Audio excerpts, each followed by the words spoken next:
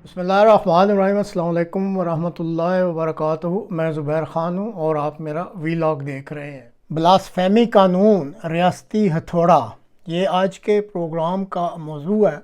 इस प्रोग्राम में पाकिस्तान की एक दबंग और तालीम याफ्ता शख्सियत आतिफ़ तौक़ीर साहब के दिली शुक्रिया के साथ इनकी एक हालिया गुफ्तगू का कुछ हिस्सा पेश किया जा रहा है, जो पाकिस्तान में राइज तौहीन के कानून के बारे में है।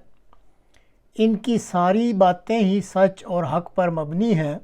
ताहम एक दरख्वास्त इनसे ज़रूर करनी है कि अगर तौक़ीर साहब को कभी मौका मिले तो वो सूरह अल-माइदा की आयत 55 और अगर बिस्मिल्लाहिर्रहमानिर्रहीम को शामिल ना किया जाए बतौर आयत तो फिर नंबर 54 बनती है, इस आयत की तफसीर ज़रूर पढ़ लें।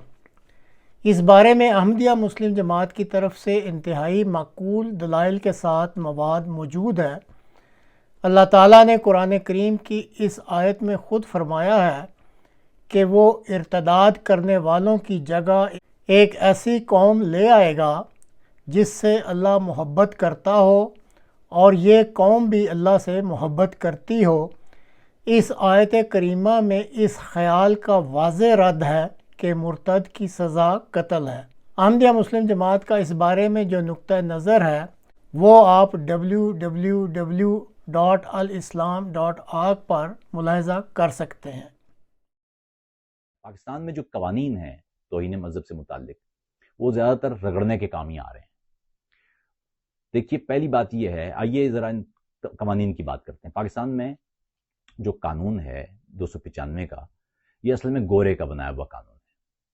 ये जब गोरा सरकार यहाँ पर आए थे तो हिंदुस्तान में मजहबी मुनाफरत से निमटने के लिए उन्होंने कानून बनाया था 295 का, कि आप किसी दूसरे की जो मजहबी मामलात हैं या मजहबी जज्बात हैं उनको आप मजरूह नहीं कर सकते, और इसके लिए जो मुनासिब सज़ा थी वो थी। दुनिया भर में याद रखिए कि जुर्म और सज़ा के दरमियान प्रोपोर्शन होता है। ये नहीं हो सकता कि मैं आपको गाली दूं और आप मुझे कत्ल कर दें, ये नहीं होता।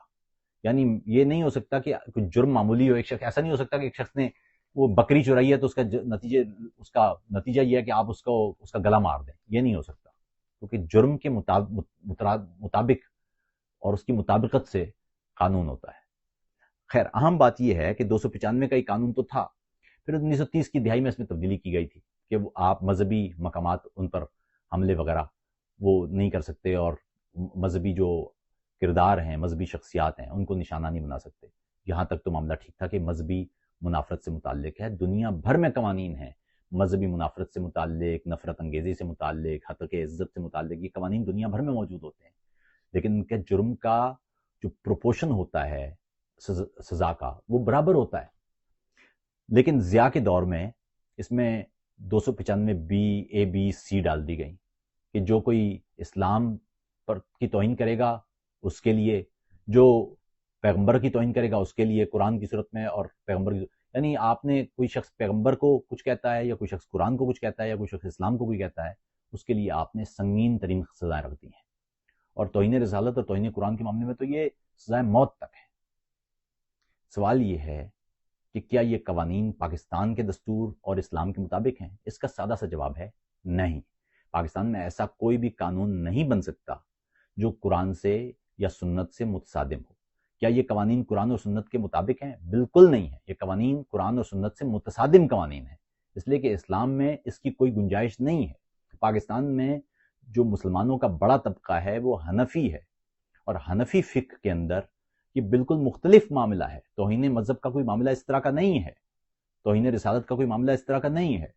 तौहीन रिसालत से मुताल्लिक जो चैप्टर लिखा गया है वो शातिम रसूल का कोई चैप्टर नहीं है, वहां पर है इर्तिदाद का चैप्टर। यानी अगर कोई मुसलमान है और वो डेलिबरेटली पैगंबर को बुरा भला कहता है तो वो काफिर हो जाता है इस्लाम उस इमाम अबू हनीफा के उसूल के मुताबिक। और फिर उसका भी लिखा हुआ है कि पहले उसको जाके आप कहेंगे, उससे कहेंगे कि वापस हो जाए, मुसलमानों की जमात उसके पास जाया करेगी, एक बड़ा प्रोसेस है, और उसके बाद उस पर इर्तिदाद लगता है। इर्तिदाद के इस कानून पर भी समझ लीजिए कि सवाल हो सकते हैं।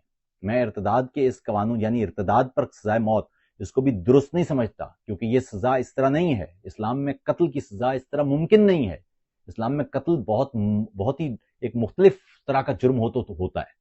جو کسی شخص نے قتل کیا ہوا ہو تو اس کے جواب میں اس کو قتل کیا، یہ اسلام ہے. لیکن اہم بات یہ ہے کہ ارتداد کے اندر بھی اگر آپ حنفی ہیں اور آپ اس فقہ کو مانتے ہیں تو تب بھی یہ تو بالکل مختلف بات تھی. اس میں لکھا ہوا ہے کہ اگر کوئی شخص یہ بات کرے، پیغمبر کے بارے میں کوئی بات سنو، تو اس کا کوئی دوسرا مطلب نکال لو. اگر کوئی دوسرا مطلب نہیں نکلتا تو اس کے پاس جا کے پوچھو اور اس سے پوچھو کہ کوئی دوسرا مطلب تو نہیں تھا. وہ کہے گا بھائی میرا مطلب نہیں تھا ایسا، تو ختم ہو گئی بات. اگر آپ اس کے پاس گئے ہیں اور وہ یہ کہہ رہا ہے کہ میرا کوئی دوسرا مطلب نہیں تھا، میرا تو یہی مطلب تھا توہین کا، تو پھر ایسی صورت میں وہ اسلام کے دائرے سے نکل جاتا ہے. یہ لکھا ہوا ہے امام ابو حنیفہ نے، جو آج سے 1000 سال پہلے کا ایک انسان ہے. اس کا دماغ دیکھیں اور آج کی سوسائٹی کا دماغ دیکھیں، یہ تو اس سے بھی پیچھے چلے گئے ہیں. یعنی پیش رفت کی بجائے یہ ارتقاء کی صحرا میں یا ارتقاء کی راہ میں یہ پیچھے کی طرف دوڑ لگائی ہوئی ہے انہوں نے. یہ اور قبائلی طریقے سے سوچ رہے ہیں. اور پھر ضعیف بنیادوں پر، ضعیف اسناد کے ساتھ یہ قانون بنایا گیا ہے، جس قانون کا اسلام کے ساتھ کوئی تعلق نہیں. نہ صرف اسلام کے ساتھ تعلق نہیں بلکہ اسلام کے بنیادی جو اصول ہیں اس کی خلاف ورزی ہے. اور ساتھ ہی دنیا بھر میں اسلام کا چہرہ اس کو مسخ کرنے کے لیے پیش کیا جاتا ہے کہ پاکستان میں یہ قوانین استعمال ہی مینلی اسی کام کے لیے ہو رہے ہیں.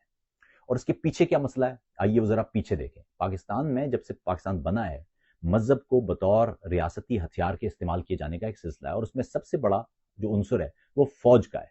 فوج نے اس مذہب کو ایک ہتھوڑے کے طور پر استعمال کیا ہے.